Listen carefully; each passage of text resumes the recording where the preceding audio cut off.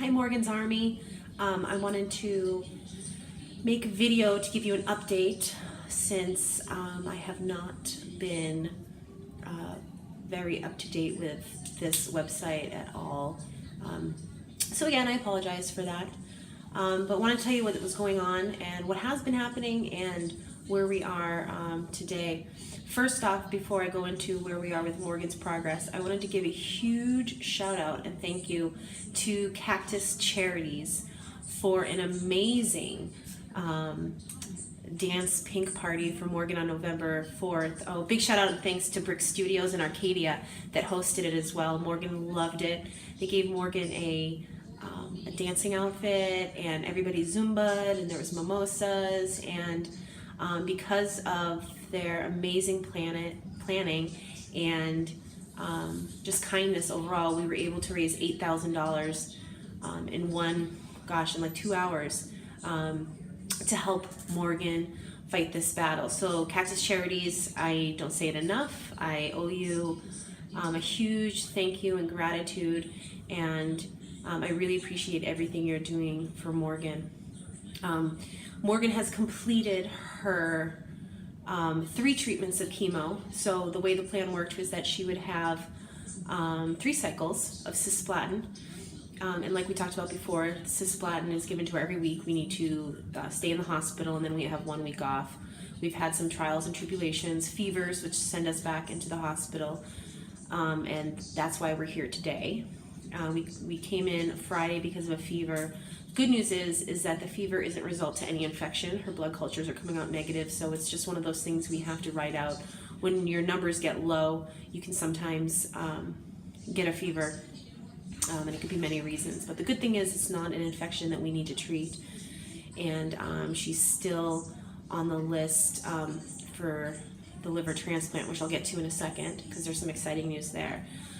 Due to her treatment, and like we were warned, and the decision that we had to make a long time ago was this aggressive type of treatment, and giving her cisplatin every week would possibly cause some hearing loss. So we ran a test 2 weeks ago, and she does have, at this point, significant hearing loss, and she is a candidate for hearing aids.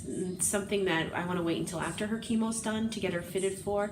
Can't tell that she has any hearing loss. She has a difficult time with hearing in crowds of people, and like when she's riding in the car and I'm trying to talk to her, she's really good at reading lips, and so I really didn't know that she had such dramatic hearing loss, but she did.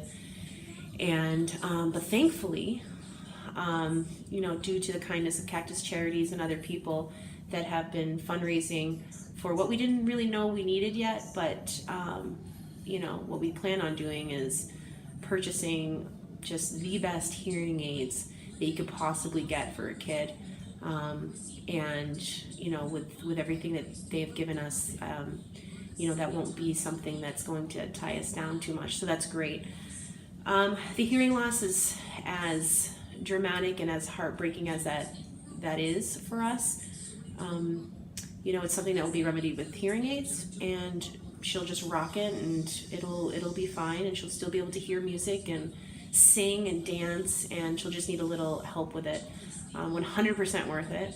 I don't regret anything at all, and she'll just rock it like she's rocked everything else.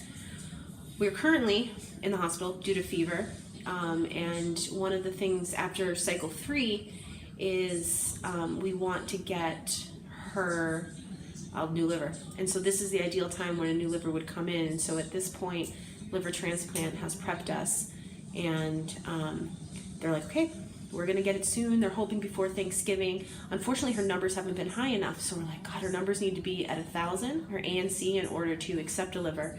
And so it's like, come on, let her get her numbers up. We don't want a liver coming in and then we can't accept it because her livers aren't high.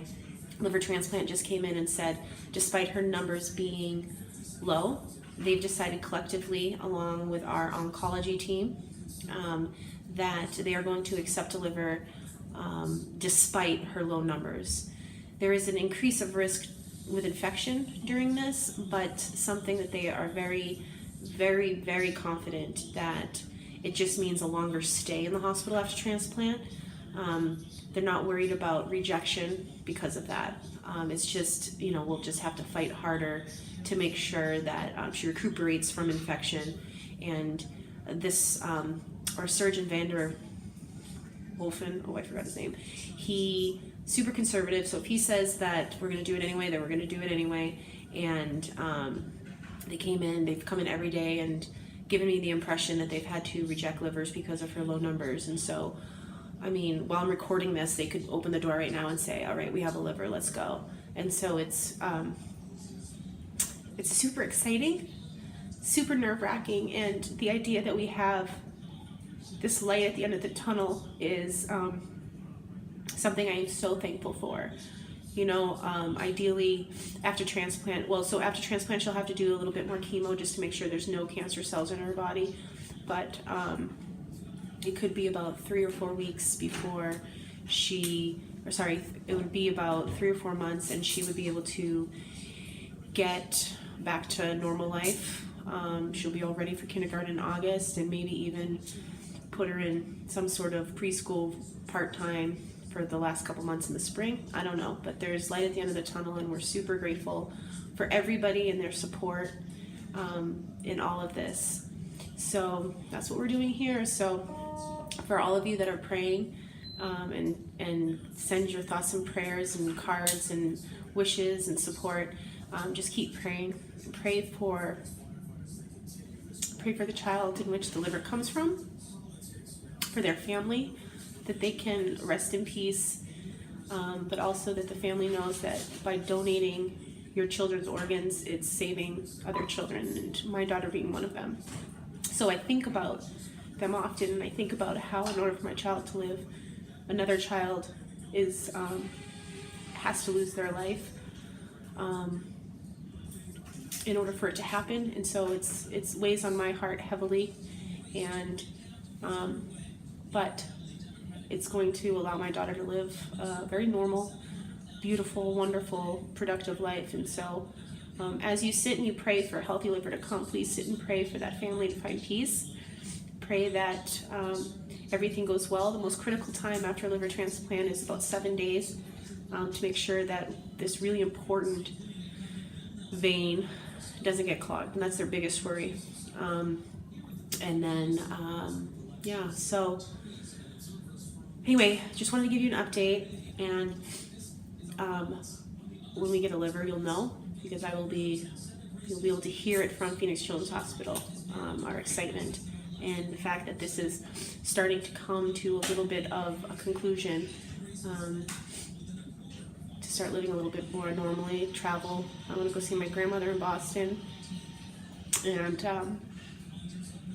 sorry, every time I talk about a liver I just get so emotional. But so anyway, thank you everybody who visits, who sends their love, and sorry I've been a ghost. I get wrapped up in my world and trying to make her happy, and my little boy happy, my husband happy, and everybody happy. And big shout out to Phoenix Children's Hospital, who has created a second home for us. And so in any case, thank you guys. Sorry for the long post, and let's go Morgan. She's a fighter, and we appreciate your love and support. And totally digging my short do, by the way, just an FYI. I think it might stay. I feel powerful or something, but love everybody. I love you guys, and keep praying for Morgan. Keep praying for everybody that treats her, and that's it. All right, talk to you later. Bye.